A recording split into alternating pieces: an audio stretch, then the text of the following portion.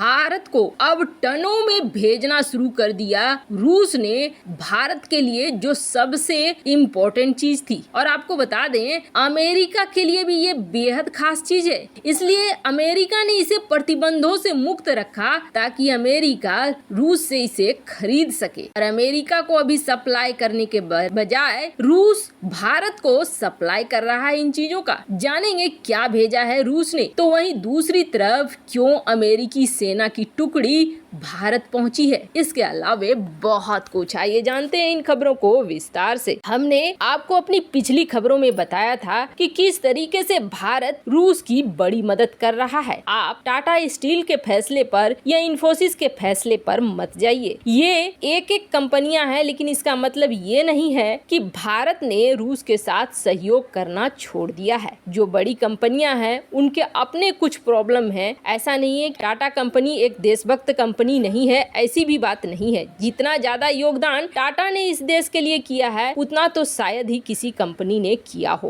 पर कई बार ऐसी चीजें होती हैं जिसके ऊपर पूरा का पूरा बिजनेस निर्भर करता है। पर भारत और रूस के बीच जो संबंध है वो इससे बहुत ज्यादा प्रभावित नहीं हो रहे हैं। अब जहां भारत रूस को मेडिकल सप्लाई भेज रहा है, जो फूड की कमी हुई है, जो ग्रोसरी से माल खत्म हुए हैं उसे भेज रहा है, तो वहीं दूसरी तरफ रूस ने जहां पिछली बार ये कह दिया, खास तौर पे रूसी विदेश मंत्री ने, कि भारत को जो चाहिए वो हम देंगे, यानी किसी भी तरह के हथियार अगर भारत को चाहिए तो भारत को देने के लिए रूस कोई संकोच नहीं करेगा। ऐसा रूस ने इसलिए कहा क्योंकि चीन का वो रूप देख चुका है। पर भारत और रूस ने अब जो किया है उससे दुनिया बेहद हैरान है। हैरान होने की वजह ये है कि अभी तक दोनों देशों के बीच फाइनल नहीं हुआ है कि पेमेंट कैसे करेंगे, और रूपी रूबल का जो सिस्टम है उस पर बात ही चल रही है। पर इन दोनों के बीच अब टनों में व्यापार शुरू हो गया है। वो भी किस चीज के? वो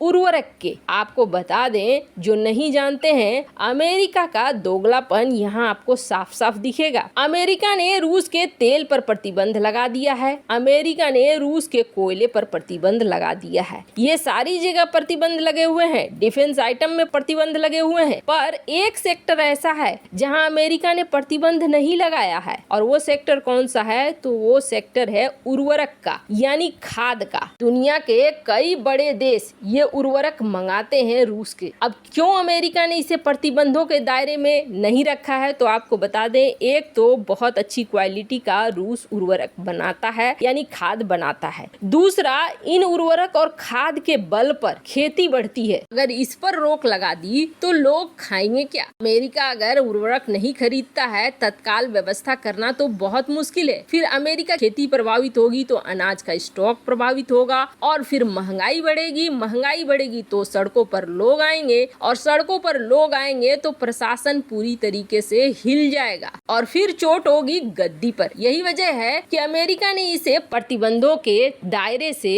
मुक्त रख। पर इन सब के बीच अब 7 लाख टन फर्टिलाइजर भेज दिया है रूस ने भारत को, और भारत में अब ये उतारे जा रहे हैं। अब इससे क्या फायदा होगा? तो आपको बता दें, रूस को फायदा ये होगा कि रूस को पैसे मिलेंगे, उसकी अर्थव्यवस्था के लिए अच्छा होगा, और वहीं भारत के लिए ये उर्वरक जरूरी है क्योंकि भारत एक कृषि प्रधान देश है। आप सोचेंगे अभी तक रुपए के लेन देन का सेटलमेंट नहीं हुआ, तो ये पेमेंट होगा कैसे? तो आपको बता दें, अभी दोनों एक दूसरे को सामान दे रहे हैं और सामान पे ही पेमेंट हो रहा है, और आगे चलकर दोनों के बीच तय होगा कि रूपी रूबल का एग्रीमेंट कैसे करना है और कैसे नहीं करना है। पर दोनों देश बिना करेंसी के इस वक्त व्यापार कर रहे हैं। ये अमेरिका सहित दुनिया के लिए बहुत बड़ी चौंकाने वाली बात है। खैर, अब 2+2 की मीटिंग हुई थी हाल ही में, जहां पर डॉक्टर एस जयशंकर ने अपना तगड़ा वाला रूप दिखाया। तो वहीं जो हमारे रक्षा मंत्री थे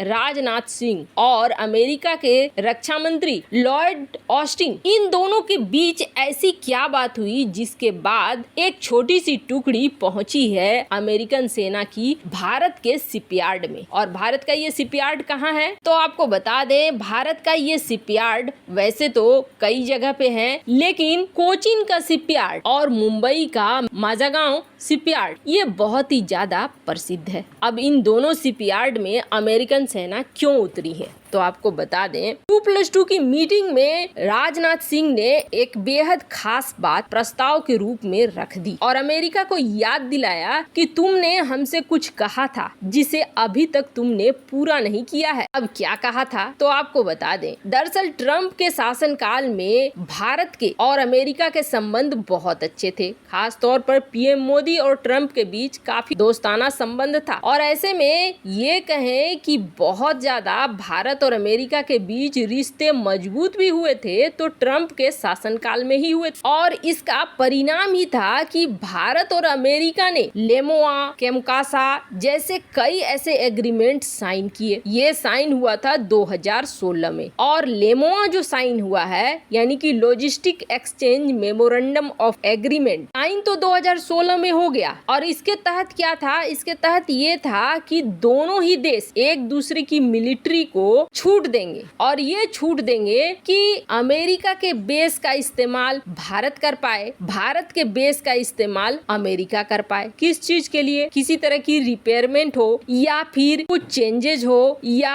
कहीं कुछ खराबी आ गई है तो हम आपके पोर्ट पे उतार सकते हैं, आप हमारे पोर्ट पे उतार सकते हो। और आपको बता दे ये सब कुछ फ्री में नहीं होता है। जैसे भारत का कोई जहाज अगर रास्ते में खराब हो गया है और अमेरिका का बेस पड़ता है, भारत वहाँ ले गया और उसे ठीक कराने लगा तो उसे उसके खर्चे को खुद ही वहन करना पड़ता है। लेकिन हाँ, उसके इक्विपमेंट्स यानी कि अगर अमेरिकन मिलिट्री बेस है तो वहाँ पर लॉजिस्टिक सपोर्ट ले लेगा भारत, अपने जहाज वगैरह को ठीक करवा लेगा। अब जो 2+2 की मीटिंग हुई, इस 2+2 की मीटिंग में राजनाथ सिंह ने अमेरिका को यही याद दिलाया कि आपने अभी तक हमारे शिपयार्ड का इस्तेमाल करना शुरू नहीं किया है। अब भारत क्यों चाह रहा है ये चीज तो आपको बता दें। भारत के माजागांव डॉक शिपयार्ड जो है ये बेहद बड़ा है और काफी इसमें सपोर्ट दिया जाता है, बहुत अच्छे लैंडिंग प्लेटफॉर्म है। मिलाकर कहें तो ये शिपयार्ड बहुत अच्छे तरीके से यूज किया जा सकता है अमेरिकी वेसल्स को, अमेरिकी फ्रिगेट्स वगैरह को मेंटेनेंस करने के लिए। अब ऐसे में भारत को होगा फायदा अगर अमेरिका के ये वेसल्स या शिप भारतीय शिपयार्ड पर पहुंचते हैं तो। ऐसे में अब अमेरिका ने अपनी एक छोटी सी टुकड़ी भेजी है जो टीम यहाँ आकर इन शिपयार्ड को देख रही है कि ये इतने सही हैं अमेरिकी शिप और वेसल्स के लिए। वैसे